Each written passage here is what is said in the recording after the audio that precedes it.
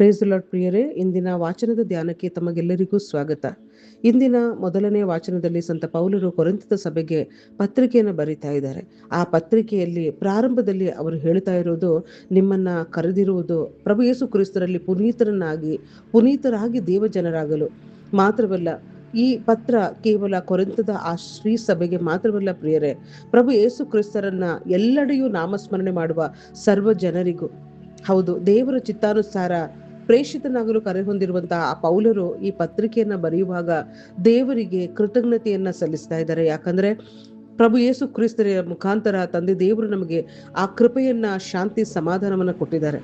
ಪ್ರಿಯರೇ, ಈ ಪತ್ರಿಕೆಯನ್ನ ಬರೆಯುವಾಗ ಇಲ್ಲಿ ನಾವು ನೋಡ್ತೇವೆ, ಯೇಸು ಕ್ರಿಸ್ತರಲ್ಲಿ ಆ ಕೊರಿಂಥದ ಸಭೆಯ ಜನರಿಗೆ ಅಲ್ಲಿ ಕೊರತೆಗಳು, ಸಮಸ್ಯೆಗಳು ಇದ್ರೂ ಕೂಡ ದೇವರು ಅವರಿಗೆ ನೀಡಿದಂತಹ ಆ ಒಂದು ದೈವಿ ಜ್ಞಾನ, ತಿಳುವಳಿಕೆ ಮತ್ತು ಆಧ್ಯಾತ್ಮಿಕ ಕೃಪೆಗಳಿಗಾಗಿ, ವರಗಳಿಗಾಗಿ ಅವರು ತಂದೆ ದೇವರಿಗೆ ಕೃತಜ್ಞತೆಯನ್ನ ಸಲ್ಲಿಸುವಾಗ ಅವರು ಹೇಳ್ತಾರೆ, ಮುಂದೆ ಬರುವಂತಹ ಪ್ರಭು ಯೇಸು ಕ್ರಿಸ್ತರ ಪ್ರತ್ಯಕ್ಷತೆಯನ್ನ ಎದುರು ನೋಡ್ತಾ ಇರುವಂತ ನಿಮಗೆ ಯಾವುದೇ ರೀತಿಯಾದ ಆಧ್ಯಾತ್ಮಿಕ ಕೃಪೆಗಳ ಕೊರತೆ ಇಲ್ಲ.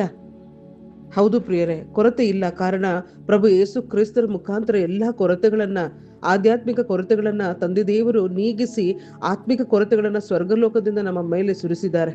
ಹಾಗಾಗಿ ಅವರು ಹೇಳ್ತಾರೆ, ನಮ್ಮ ಪ್ರಭು ಯೇಸು ಕ್ರಿಸ್ತರು ನಮ್ಮ ತಂದೆ ದೇವರ ಪುತ್ರರು, ಪ್ರಭು ಯೇಸು ಕ್ರಿಸ್ತರ ಅನ್ಯೋನ್ಯತೆಗೆ ನಮ್ಮನ್ನ ಕರೆದಿರುವಂತಹ ದೇವರು ವಿಶ್ವಾಸ ಪಾತ್ರರು. ಯಾಕಂದ್ರೆ ಪ್ರಭು ಯೇಸು ಕ್ರಿಸ್ತರ ದಿನದಂದು ನಾವು ನಿರ್ದೋಷಿಗಳಾಗಿರುವಂತೆ ತಂದೆ ದೇವರೇ ನಮ್ಮನ್ನ ಕಡೆಯವರೆಗೂ ಸ್ಥಿರವಾಗಿ ಕಾಪಾಡ್ತಾರೆ ಅಂತ.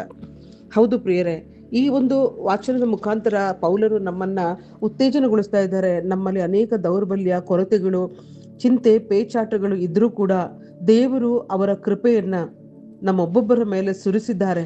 ಆ ಕೃಪೆಯ ಮುಖಾಂತರ, ಆತ್ಮೀಕ ವರಗಳ ಮುಖಾಂತರ ನಮ್ಮನ್ನ ಬಲಪಡಿಸ್ತಾರೆ. ಕಾರಣ ಅವರು ನಂಬಿಗಸ್ತರು. ನಮ್ಮನ್ನ ಕರೆದ ದೇವರು ನಂಬಿಗಸ್ತರು. ಅವರು ನಮ್ಮನ್ನ ಕೊನೆಯವರೆಗೂ ಕಾಯುವರು ಅನ್ನುವಂತ ಒಂದು ಭರವಸೆಯನ್ನ ಇಲ್ಲಿ ನೀಡಿದರೆ, ಈ ಒಂದು ಭರವಸೆಯನ್ನ ಪಡೆದ ನಾವುಗಳು ನಮ್ಮ ಈ ಒಂದು ಆತ್ಮಿಕ ಜೀವಿತದಲ್ಲಿ ಯಾವ ರೀತಿಯಾಗಿ ಜೀವಿಸಬೇಕು ಎಂದು ಶುಭ ಸಂದೇಶದಲ್ಲಿ ಪ್ರಭು ಯೇಸು ಕ್ರಿಸ್ತರು ನಮಗೆ ಎಚ್ಚರಿಕೆಯನ್ನ ಕೊಡ್ತಾರೆ. ಹೌದು, ಯೇಸು ಕ್ರಿಸ್ತರು ತಮ್ಮ ಎರಡನೇ ಬರುಣದ ವಿಷಯವನ್ನು, ಆ ಯುಗದ ಸಮಾಪ್ತಿಯ ವಿಷಯವನ್ನ ತಿಳಿಸುವಾಗ ನಮಗೆ ಎಚ್ಚರಿಕೆಯಾಗಿ ಸಾಮತೆಯ ಮುಖಾಂತರ ಇಲ್ಲಿ ನಮಗೆ ತಿಳಿಸ್ತಾ ಇದ್ದಾರೆ. ನಿಮ್ಮ ಪ್ರಭು ಯಾವ ದಿನ ಬರ್ತಾನೆ ಎಂಬುದು ನಿಮಗೆ ತಿಳಿಯದು. ಆದುದರಿಂದ ಎಚ್ಚರವಾಗಿರ್ರಿ. ಆ ಸಮಯ, ಒಬ್ಬ ಕಳ್ಳ ಯಾವ ಸಮಯದಲ್ಲಿ ಬರ್ತಾನೆ ಅನ್ನುವಂಥದ್ದು ಆ ಮನೆಯ ಯಜಮಾನನಿಗೆ ಗೊತ್ತಿದ್ರೆ ಆತ ಮನೆಗೆ ಕನ್ನ ಹಾಕೋದಕ್ಕೆ ಬಿಡ್ತಾನೆಯೇ? ಇಲ್ಲ, ಎಚ್ಚರವಾಗಿದ್ದು ತನ್ನ ಮನೆಯನ್ನ ಕಾಯ್ತಾನೆ. ಅದೇ ರೀತಿ ಪ್ರಭು ಯೇಸು ಕ್ರಿಸ್ತರು ನಾವು ವಿಶ್ವಾಸಿಗಳು ನೆನಪಿಸಿಕೊಳ್ಳದ ಹಾಗೆ, ನಮಗೆ ಅರಿಯದ ಹಾಗೆ, ನಮಗೆ ಆ ಸಮಯ ಅನಿರೀಕ್ಷಿತವಾಗಿ ನಮ್ಮ ಮುಂದೆ ಬರುವಾಗ ನಾವು ಪ್ರಭು ಯೇಸು ಕ್ರಿಸ್ತರಿಗಾಗಿ ಸಿದ್ಧರಾಗಿರ್ಬೇಕು ಅಂತ ಇಲ್ಲಿ ಯೇಸು ಕ್ರಿಸ್ತರು ಎಚ್ಚರಿಸ್ತಾ ಇದ್ದಾರೆ ಪ್ರಿಯರೇ. ಆ ಒಂದು ಸಾಮರ್ಥ್ಯ ಮುಖಾಂತರ ಹೇಳುವಾಗ ಆ ಒಬ್ಬ ನಂಬಿಗಸ್ತನಾದ, ಪ್ರಾಮಾಣಿಕನಾದ, ವಿವೇಕಿಯಾದ ಒಬ್ಬ ಕೆಲಸಗಾರ, ಮೇಸ್ತ್ರಿ, ಆಳು ಎಲ್ಲಿ ಸಿಗ್ತಾನೆ?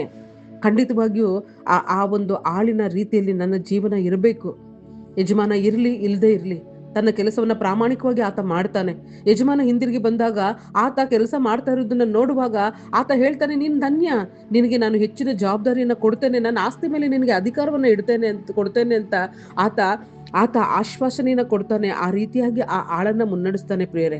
ಆದ್ರೆ ಒಬ್ಬ ಮೇಸ್ತ್ರಿ ಅಥವಾ ಒಬ್ಬ ಆಳು ದುಷ್ಟನಾಗಿದ್ದು ತನ್ನ ಯಜಮಾನ ಬರೋದು ತಡ ಆಗುತ್ತೆ ಅಂತ ಆ ಜೊತೆ ಸೇವಕರನ್ನ ಹೊಡ್ಕೊಂಡು ಅವನ ಜೊತೆ ಕುಡಿದು ತಿಂದು ಮಜಾ ಮಾಡ್ತಾ ಅವನು ಇದ್ರೆ, ಅವನು ನಿರೀಕ್ಷೆ ಮಾಡದ ಆ ದಿನದಲ್ಲಿ, ಆ ಸಮಯದಲ್ಲಿ, ಆ ಗಳಿಗೆಯಲ್ಲಿ ಯಜಮಾನ ಬಂದು ಆತನನ್ನ ನೋಡುವಾಗ ಆತ ಏನನ್ನ ಮಾಡ್ತಾನೆ? ಬೇರೆ ಎಚ್ಚರಿಕೆಯನ್ನ ಕೊಡ್ತಾನೆ. ಆ ಯಜಮಾನ ಒಂದು ಅವಿಶ್ವಾಸದಲ್ಲೂ, ಒಂದು ಅಪ್ರಾಮಾಣಿಕನಾಗಿ, ಅವಿವೇಕಿಯಾಗಿ ಇದ್ದಂಥದ್ದನ್ನ ನೋಡುವಾಗ ಅವನನ್ನ, ಆ ಆಳನ್ನ ಚಿತ್ರಹಿಂಸೆಗೂ, ಕಪಟಿಗಳ ದುರ್ಗತಿಗೂ ಗುರಿ ಮಾಡ್ತಾನೆ. ಅಲ್ಲಿ ಅವರು ಕಟ್ಟನೆ ಹಲ್ಲು ಕಡಿದು ಗೋಳಾಡ್ಬೇಕಾಗುತ್ತೆ. ಹೌದು ಪ್ರಿಯರೇ, ಪ್ರಭು ಯೇಸು ಕ್ರಿಸ್ತರ ಪುನಃ ಬರೋಣ ಹತ್ತಿರವಾಗಿದೆ.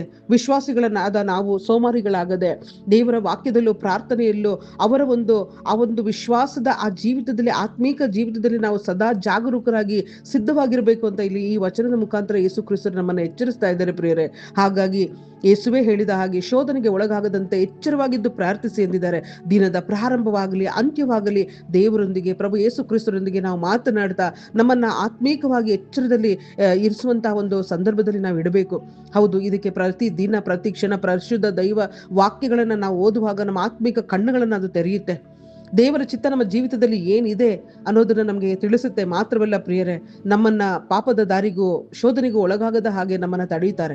ಹೌದು, ದೇವರು ನಮಗೆ ಕೊಟ್ಟಂತಹ ಆ ತಾಲಂತುಗಳನ್ನ ನಾವು ಅವರ ಮಹಿಮೆಗಾಗಿಯೂ ಇತರರ ಸೇವೆಗಾಗಿಯೂ ನಾವು ಬಳಸಿಕೊಳ್ಬೇಕು. ತಂದೆ ದೇವರು ನನ್ನನ್ನ ನೋಡ್ತಾ ಇಲ್ಲ, ನನ್ನಿಂದ, ನನ್ನ ಹೃದಯದಿಂದ ಹೊರಬರುವಂತಹ, ನನ್ನ ಜೀವಿತದಿಂದ ಹೊರಬರುವಂತಹ ಆ ಕಾರ್ಯಗಳನ್ನ ನೋಡ್ತಾ ಇದ್ದಾರೆ. ನನ್ನ ಕುಟುಂಬದಲ್ಲೂ, ನನ್ನ ಮನೆಯಲ್ಲೂ, ನನ್ನ ಸಭೆಯಲ್ಲೂ, ಸಮಾಜದಲ್ಲೂ ನಾನು ವಿಶ್ವಾಸ ಉಳ್ಳವಳಾಗಿದ್ದೇನಾ? ಅವರ ಮಹಿಮೆಗಾಗಿ ನಾನು ಜೀವನ ಜೀವಿಸ್ತಾ ಇದ್ದೀನ?